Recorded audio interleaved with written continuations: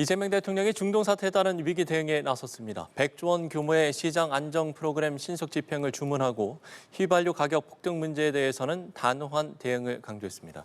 관련 내용을 포함한 정치권 이슈들 김상일 정치평론가, 정연국 전 청와대 대변인 두 분과 함께 자세히 짚어보겠습니다. 두 분 어서 오십시오. 안녕하세요. 예.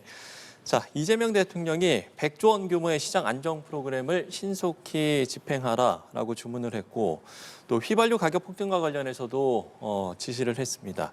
지금의 이런 이재명 대통령의 이런 지시 부분들 좀 어떻게 보고 계신지요? 일단은 모든 조직은요, 위기 상황에서 가장 중요한 게 뭐냐면 대의와 함께입니다. 예. 일단은 대의를 정해놓고 그것을 함께 극복해 나가는 것이 중요합니다. 일단은 대의가 없으면 분열이 될 수 있기 때문에 함께 할 수 없고요. 함께 할 수 없는 상황에서는 위기를 쉽게 극복하기 어렵습니다. 각자 도생을 한다고 하면은 서로가 적이 되는 경우도 있고 서로의 불만 때문에 혼란과 갈등이 일어나는 경우도 있습니다. 그런 것들을 감안해서 지금의 시장에서 이익을 보려고 하는 사람들은 대의가 없는 사람들이고 예. 그 대의를 위해서 함께 하려는 마음이 없는 사람들이다라는 거를 경고하는 메시지를 내는 것이 아닌가라고 생각을 하고요. 네. 이런 정도의 메시지라면 뭐 가진 게 전혀 없는 분들이 아닐지라면 그것을 가장 충실하게 따라주려는 노블리스 오블리제의 마음이 중요하지 않을까 이런 생각이 듭니다. 네, 이재명 대통령이 지금 이 시기에 기름값을 올린 주유소의 행태를 좀 질타했다라는 소식도 전해지고 있고 상당히 좀 단호한 대응을 주문을 했거든요. 어떻게 좀 보시는지? 네, 그럴 필요가 있다고 봅니다. 지금 전국 주유소 평균 가격이 1,800원을 넘었다고 그래요. 네. 굉장히 높게 형성이 됐는데 이게 사실 뭐 중동 사태가 벌어지고 난 다음에 원유가가 반영이 됐다면 모르겠습니다만은 물론 뭐 경제가 심리이기 때문에 그런 부분이 반영이 됐다고는 할 수 있겠습니다만은 가격이 굉장히 높죠. 서민들 부담이 굉장히 큰 겁니다. 그렇기 때문에 이 부분에 대해서는 정부가 미리 나서서 한번 선제적으로 대처를 할 필요가 있겠다. 오늘 이재명 대통령의 지시는 타당하다고 보여집니다. 예. 일각에서 유가 급등 현상이 다시 정치권의 횡재세 논의 불붙을 가능성도 제기가 되는 것 같습니다. 이 부분은 어떻게 보세요? 그러니까 남의 불행을 자신의 이익의 기회로 삼는 것은 제가 볼 때는 공동체를 함께 살아가는 마음 자체가 안 돼 있는 거고요. 네. 그리고 그건 지속 가능하지 않습니다. 왜냐하면 경제라는 것은 소비가 다시 있어야만 생산도 있고 판매도 있는 것이거든요.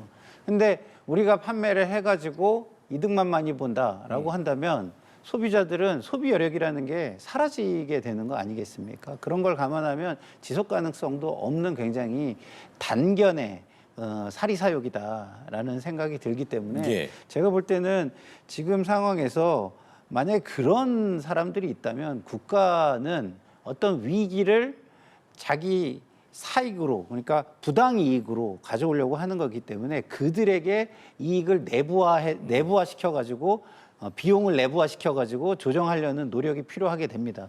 그런 것이 지금의 횡재세 논의가 되는 것이기 때문에 네. 저는 충분한 이런 상황에서는 국민적 지지를 받을 수 있는 논의가 될 수 있는 가능성이 크다라고 생각합니다. 네, 입법 가능성까지 좀 필요하다라고 보세요. 저는 좀 생각이 다릅니다만은 예. 횡재세를 이 시스템에 도입한다는 것은 바람직하지 않다. 이와는 연관된 것이 좀 부족하다고 보여집니다. 네네. 지금 사실 뭐 이 석유세가 뭐 주유소에서 가격이 높다 하더라도 이게 정유사가 그 원유가보다 훨씬 높은 가격으로 내놔서 주유소들이 가격을 올렸다 이렇게 되면 모르겠습니다만은 그게 아니고 지금 저 중동 사태의 원유가에 지금 연동이 된 게 아니잖아요.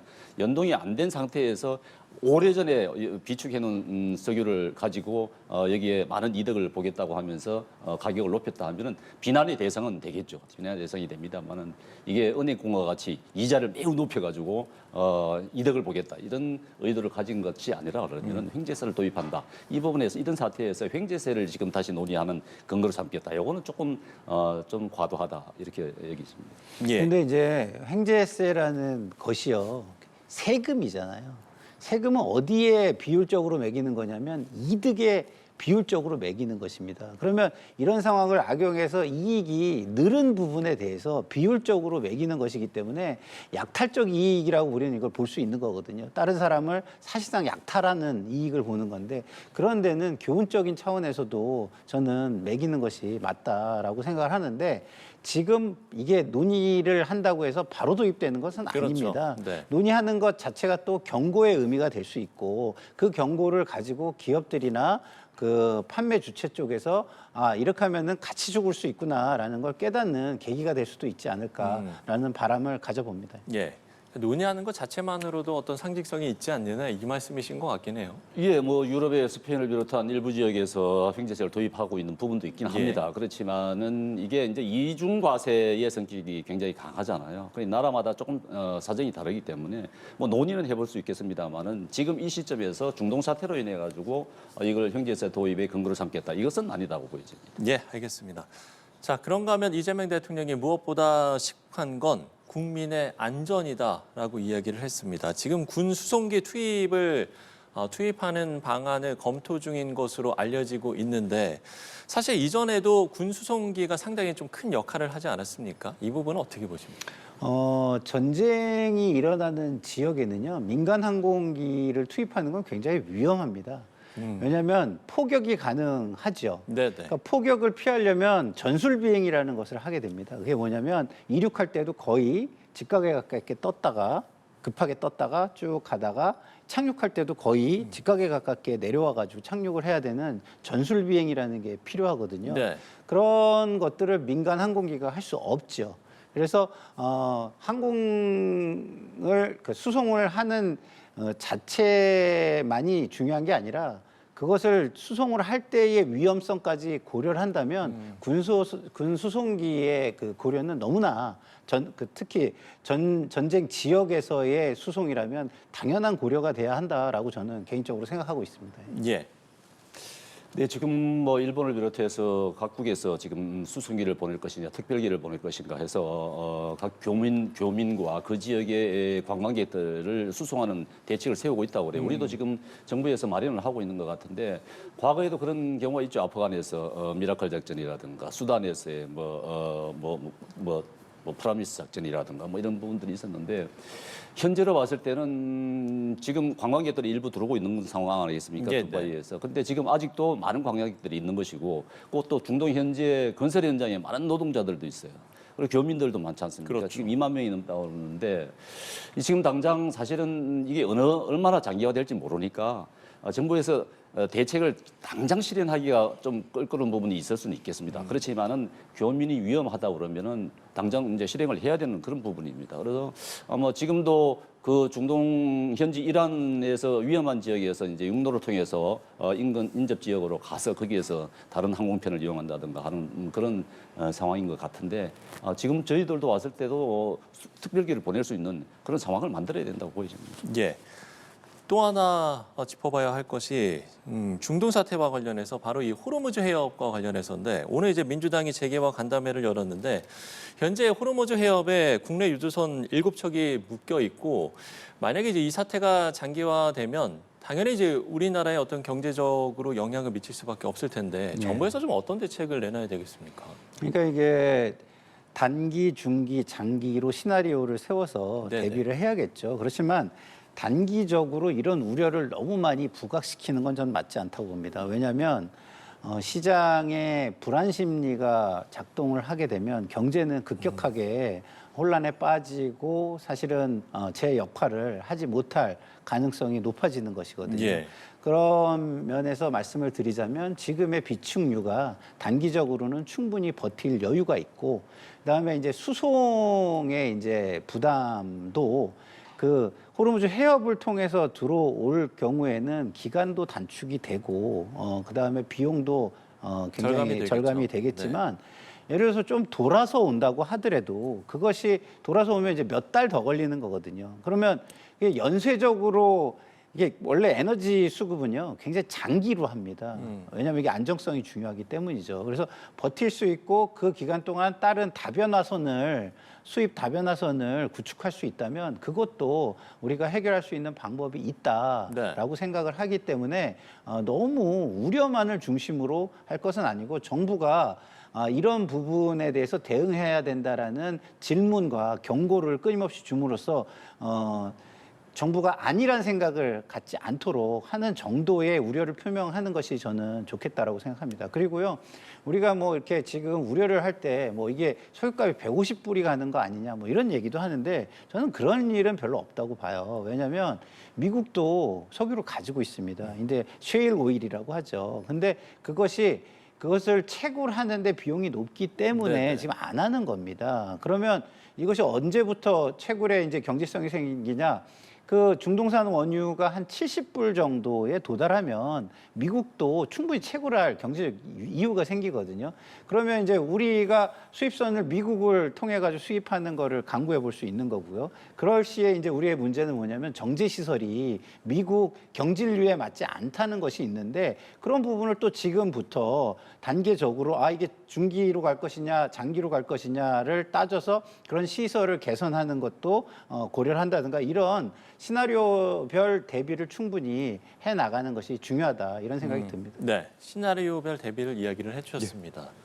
맞는 말씀이고요. 수입 다변화에 대해서 항상 이런 일이 생기면은 항상 얘기를 하죠. 그래서 지금 도달한 것이 70% 중동 수입 의존율을 보이고 있는데 네. 이게 사실 뭐 이게 수입 원유가는 중동 사태가 계속 이어진다 보면은 높아질 수밖에 없는 그런 상황인데 그보다 더 중요한 것은 반도체라고 보여집니다. 반도체. 석유가가 높아지면은 당연히 이제 전기료 올라갈 것이고 전기료 올라가다 보면은 반도체 가격 높아질 것입니다. 네네. 그렇다면은 국제 경쟁력에서 굉장히 좀 밀릴 수 있는 어려운 상황에 처할 수가 있는데 특히 또 우리 반도체의 주요 핵심 부품인 헬륨이 또 중동 쪽에서 많이 온다는 거예요. 그래서 이 부분에 대해서 굉장히 우려가 많은 그런 상황인데 이 부분에 대해서 이제 우리 정부에서 조금 더 좀 선제적으로 대처할 필요가 있겠다. 그리고 지금 말씀하신 대로 중단기 대체 뭐 너무 급박하게 심리적으로 불안하게 할 그런 필요는 없겠습니다만은 중단기 대책은 정부가 면밀하게 수립해 둬야 될 그런 필요성이 있겠다 싶습니다. 네. 결국 이제 언제 끝날 것인가? 지금 이제 이란 정보 당국이 제3국을 통해서 미국 CIA의 물밑 접촉을 시도했다 이런 이제 보도도 나오고 있습니다. 물밑 접촉 가능성도 좀 있다라고 보세요? 저는 뭐 충분히 있을 수 있다고 봅니다. 왜냐하면 공식적인 입장과 비공식적인 입장은 다를 수 있거든요. 이게 우리가 뭐 이제 백조 뭐 이런 걸 보면 알겠지만 우아하지만 밑은 밑에서 빠르게 바른데. 움직이는 그런 것도 사실은 외교에서도 볼 수 있는 부분이거든요. 예, 예. 그렇기 때문에 지금 모두가 공멸할 수 있다라는 위기감 이런 것이 있다면 다른 다양한 시나리오를 통해서 다른 수단도 강구를 하게 되고요. 일단은 다른 수단을 강구한다면 그것을 공식화하기 전에 물밑 접촉을 비공식적으로 하는 것들은 많이 이루어질 수 있는 게 역사적인 사례입니다. 그렇기 네. 때문에 뭐 제가 볼 때는 지금 미국도 불안한 지점이 분명히 있고요. 11월 선거를 앞두고 있다는 그리고 이게 오래 가면 안 된다는 분명한 이익과 불안한 지점이 존재하고 이란도 그런 불안한 지점이 분명히 존재하는 곳입니다. 그렇기 때문에 그런 부분에서 그 불안 지점, 리스크 지점을 최소화하기 위한 이익이 분명히 존재하는 상황에서는 충분히 비공식 접촉의 가능성도 존재한다라고 저는 개인적으로 판단하고 있습니다. 말씀을 해주셨습니다만 트럼프 대통령이 지금 이제 선거를 앞둔 상황이기도 하고 미국 내 여론도 그렇게 좀 우호적이지 않은 상황이기 때문에 글쎄요, 이 충돌을 언제까지 좀 끌고 갈 것인가 본인도 이제 고심하고 있을 수도 있을 것 같은데 과연 물밑 협상에서 의미 있는 협상 결과가 나올 것인가 이 부분이 좀 관심이긴 한데요. 그렇죠. 제가 보니까 많은 중동 전문가들의 예측이 그렇게 장기전으로 가지 않을 것 같다 이렇게 예측을 하더라고요. 보니까 미국 뭐 국내 사정도 있는 것이고 지금 이제 뭐 무기력의 무기 보유 양에 따라서 또 달라질 수도 있고 뭐 이렇게 예, 그렇죠. 이런 분석들을 하던데 지금 이제 이란의 집중 공격으로 인해 가지고 뭐 방공망이 다 무력화됐다 한다든가 해상 통로가 다 장악이 됐다든가 이런 분석들이 나오고 있는 것 아니겠습니까? 그렇다 그러면은 이게 장기적으로 간다기보다도 단기에 끝날 가능성이 높다. 더군다나 한 달 이내에 끝날 가능성이 높다. 이렇게 분석하는 분들도 많아요. 네, 예. 장기를 어느 기간을 두고 볼지는 모르겠습니다만은 그렇다고 한다 그러면은 지금 현재 이런 보도들 물밑 협상이 이루어지고 있다 하는 보도들이 신빙성이 저는 있다고 보여집니다. 뭐 전쟁 중에도 협상은 이루어지는 것이기 때문에 또 미국도 이란도 역시 미국의 지금 의도, 미국의 이런 공격력에 대해서 어느 정도 인지를 하고 있는 상황이고 하기 때문에 필요에 의해서도 지금 협상이 이루어지고 있는 것은 아닌가 하는 생각이 들어요. 그렇다 그러면은 지금 뭐 사람들이 지상전 얘기도 많이 하고 하는데 쿠르드족이 개입탕 돼서 지상전이 이루어진다 그러면은 장기전으로 가는 것 아니냐 이렇게 예측은 합니다만 쿠르드족이 그만큼의 능력은 발휘하지 못할 것이다.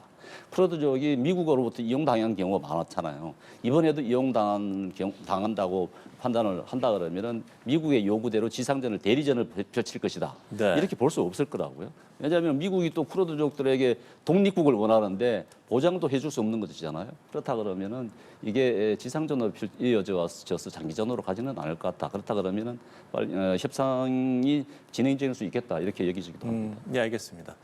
자, 그런가 하면 트럼프 대통령이 뭐 연일 아주 강경한 발언들을 쏟아내고 있는데 특히나 미친 사람들이 핵무기를 가지면 나쁜 일이 일어난다. 이렇게 이야기도 했습니다.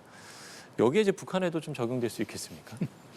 뭐 충분히 경고 메시지로는 작용을 할 수 있죠. 네. 있지만 뭐 그게 북한의 똑같은 참수 작전이 있을 것이냐는 판단의 기준이 다 다릅니다.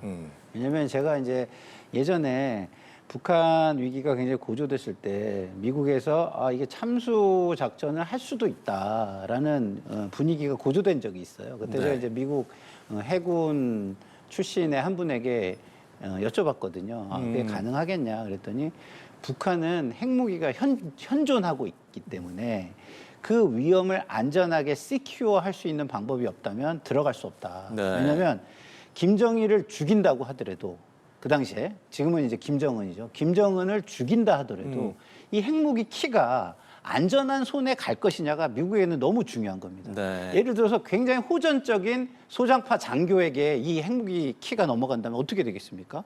이거는 오랫동안 독재자이긴 하지만 김정일, 김정은보다도 더 불안한 상태가 돼버리고 그것이 본토의 핵무기 공격으로 이어질 수도 있는 위험이 있는 겁니다. 그래서 들어가서 지도자를 참수하고 핵무기를 돌릴 수 있는 키까지 안전한 대로 시큐어 할 수 있다면, 확보할 수 있다면 그러면 들어가서 아마 할 수 있겠죠.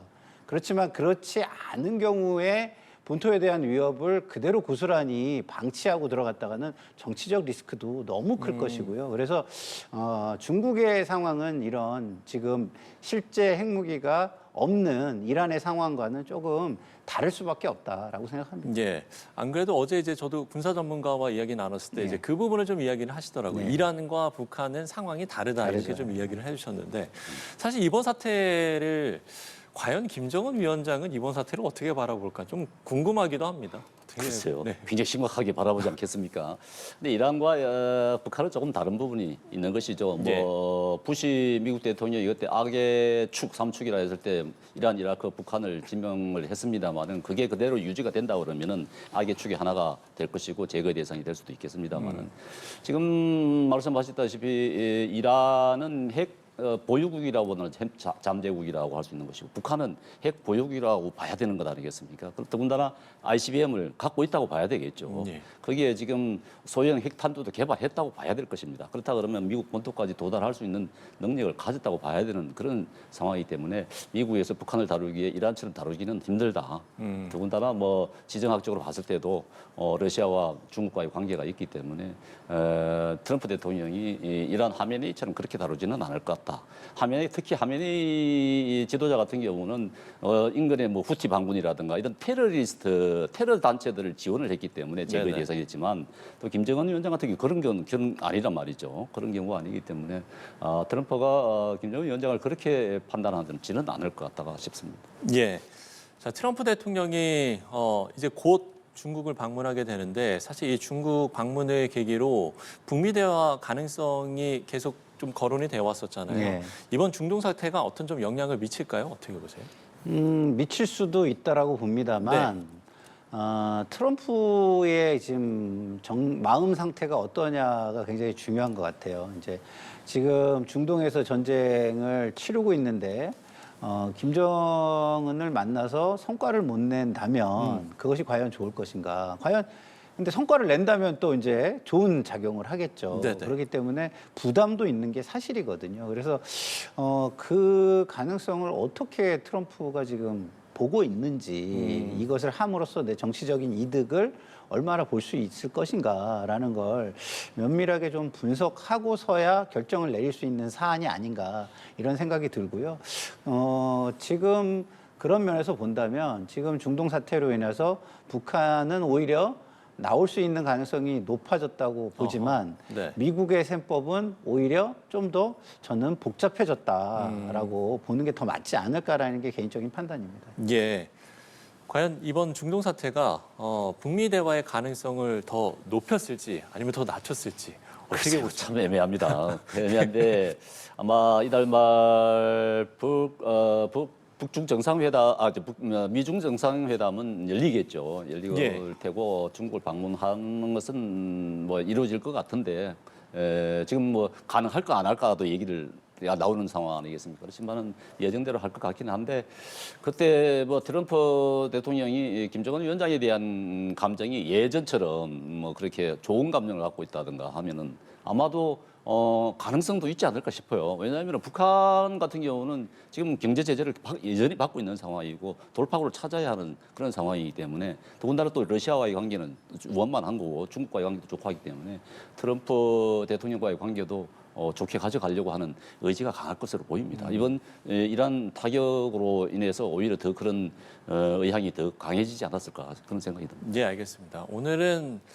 두 분과 함께 이 중동 사태에 대한 이야기를 나눠봤습니다. 김상일 정치평론가 정영국 전 청와대 대변인 두 분과 함께 이야기 나눠봤습니다. 오늘 말씀 고맙습니다.